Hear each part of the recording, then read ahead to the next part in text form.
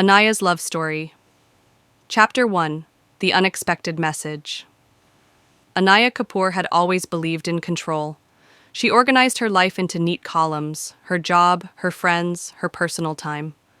There was a strange comfort in knowing what came next. Love, though, that was the one thing that had never quite followed the rules. She sat by the wide window of Cafe Ivory, sketchbook open in front of her, sunlight warming the paper.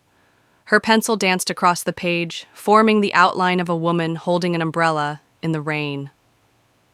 The background was left incomplete, intentionally. That's how she always saw herself.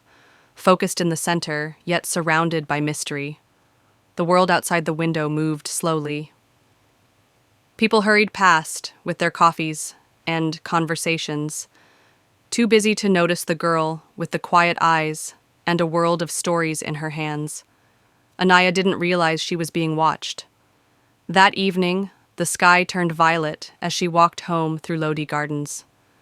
Her heels tapped softly against the stone path.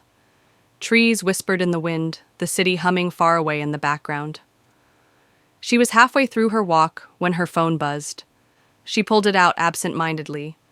A message from an unknown number lit up the screen.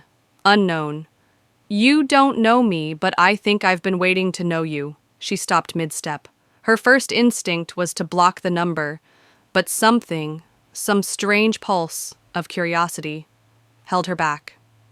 She typed slowly, "Anaya." "Who is this?" The reply came almost instantly. "Unknown. Someone who saw you today, at Cafe Ivory. You were sitting by the window, drawing. I wanted to say something, but you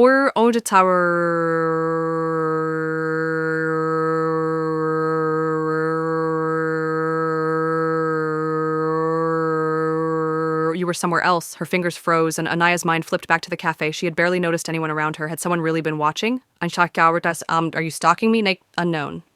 Number. "I promise. I just noticed you, and I don't know. Something made me want to reach out. You looked like someone who has a story to tell." The answer was unusual. Not flirty, not pushy, just honest. Oddly sincere. "Anaya, so what do you want?"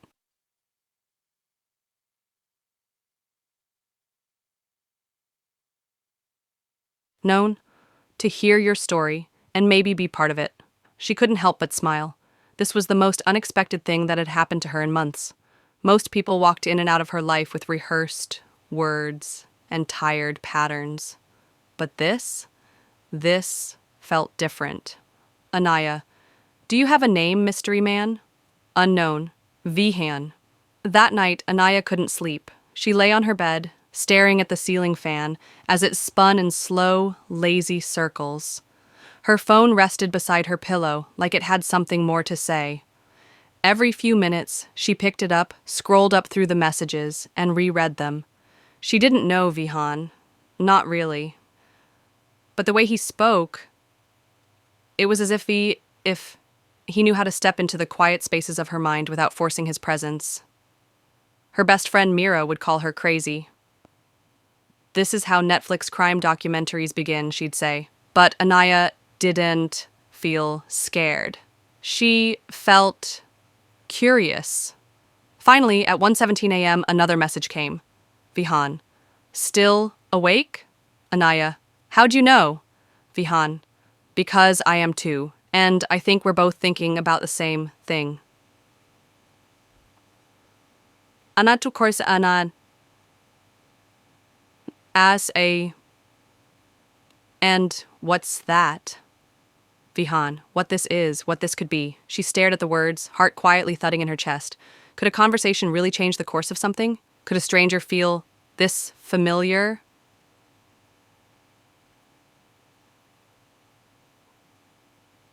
The next morning, she told herself to forget it, to go back to her routine. She pulled her hair into a bun, put on her navy blazer, and headed to work.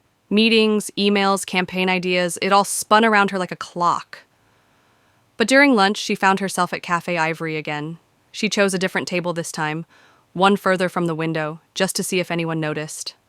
She opened her sketchbook but didn't draw. She waited, And then her phone buzzed. Vihan. Changed your seat today. I was wondering if you'd show up. She looked around, heart skipping. Anaya.